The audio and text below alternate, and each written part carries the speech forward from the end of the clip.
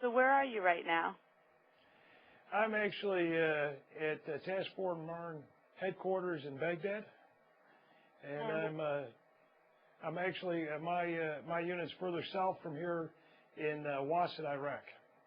And what are you doing over there?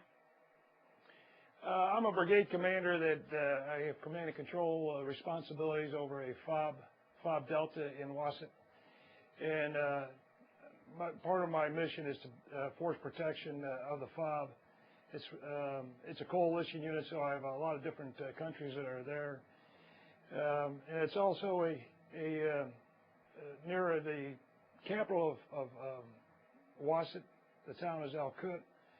One of my other responsibilities is to engage with the government of Iraq there in Wasit, in the capital, and to work programs with them. I am teamed with a State Department team there on my FOB, or on the FOB Delta, and we work together to work with the government of Iraq to build capacity. A long answer, but that's what I do. Okay.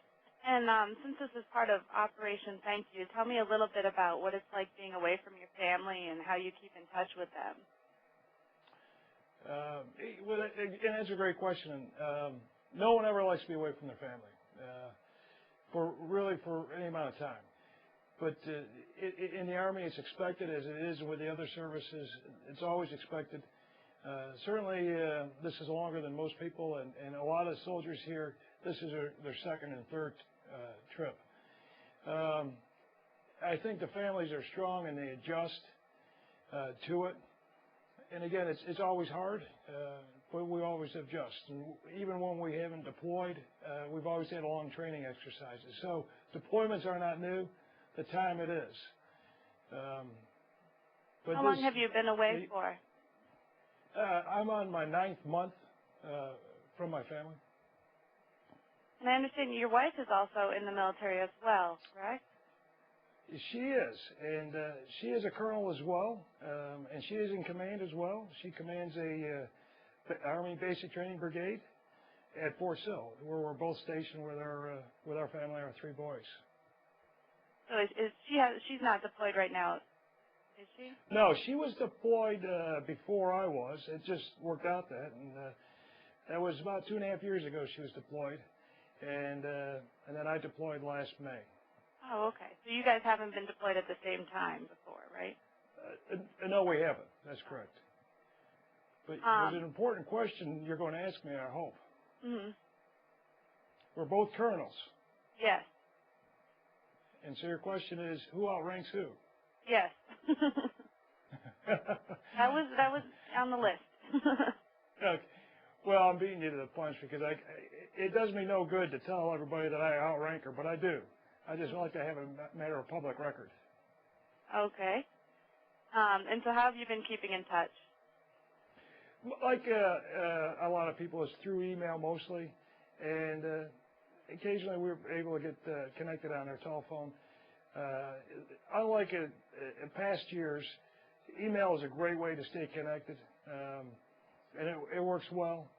Obviously, you can't fall right in onto it when you first got there. When we first got there, it was not available.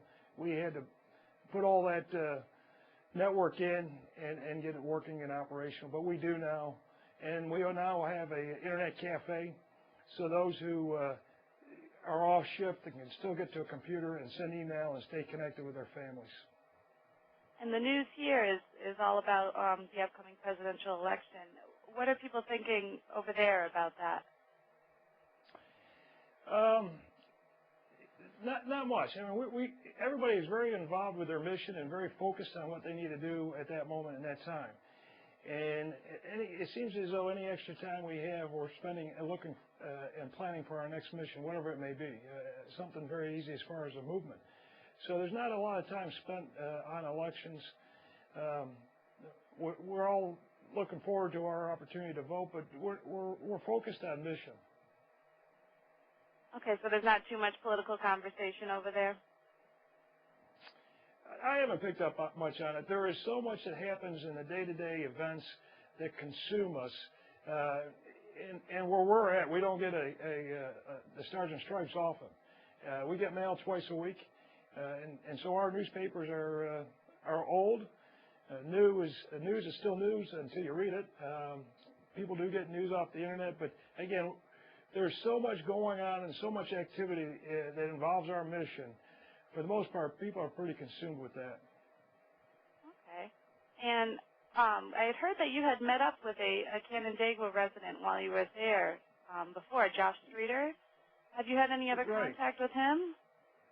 Well, actually, in a roundabout way, my parents just clipped out the article from the newspaper, the Daily Messenger, that Josh was interviewed in. And a great article, well written, and I enjoyed reading about it. I just want to share a little story with you real quick. As I said, we're not a huge FOB, but large enough, and we got quite a few thousand people there. And I was in the dining facility, and I asked soldiers if a seat was available. I sat down and small talk with them, asked where they're from, and Josh said, "Well, I'm from Western New York, no place anybody ever heard." And he was sitting right next to me, and more we talked about it and realized he said he was from Canandaigua, and it was all the way from there. It was here we were sitting together in Al Qud, Iraq, thousands of miles away, and we met up. And have you met up with any other people who are from around Canandaigua?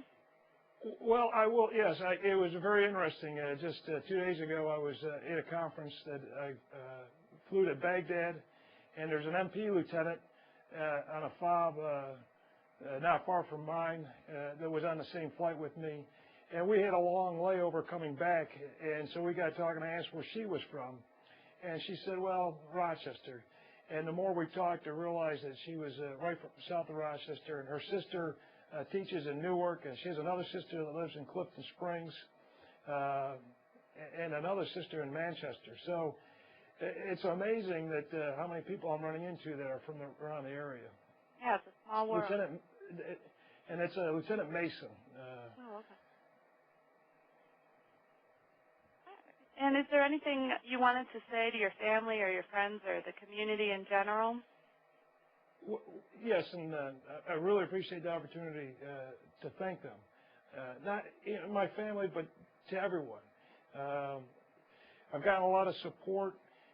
We got boxes and boxes of candy canes, and as I said, on my FOB we have a contingent of units from Georgia, Salvadorian, the Kazakhstans are there. Poles, Romanians, and Lithuanians just joined us. And then we have an Iraqi training academy right there as well. So we have a very diverse population, and we receive so much and such generosity that we're able to share it with others.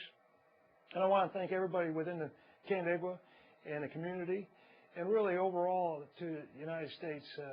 Americans are generous, and it's obvious when you're over here. They're generous with their time. They've taken the time to send us care packages and letters and cards, Christmas. It's humbling. We get so much, and it never asks for anything in return. And we're very, very grateful. It is evident that people care about soldiers, and we've gotten mail that people had no connection, but they wanted to say thank you and said that we are in their prayers. And it's very, very powerful. And it's very humbling to be on the receiving end of that. So I want to thank you for those I know personally in the Canandaigua area, besides my parents and my brothers and sisters, but I know others. A bus driver sent us a package of snacks and cards and drawings from school kids. And it is a very, very powerful and encouraging connection that I'm very, very grateful for. And I think that was all the questions I had. Is there anything else you wanted to add? Other than I do look forward to it, as many people who may not enjoy the snow, spend a little time in the desert, and you'll appreciate the crisp, cold breeze from the north whipping on you. And we have our mud season right now, and I realize that's not far away in Canandaigua. But in closing, I want to say thank you to everyone, my family, and for those who have taken the time to send cards and letters and boxes. Thank you. And when do you hope to get home? My return date, 15-month tour, will end in July. I'm actually on my way now on my somewhat mid-tour leave to go back and visit with my family in Oklahoma. That's where we're stationed. And I'll be there for a couple weeks, and I'll come back, and we'll go back as a unit in July. Okay, great. Well, thank you very much for talking to me. I appreciate it. Well, thank you for your time. Yep, thanks. Okay, bye, Stephanie. Bye.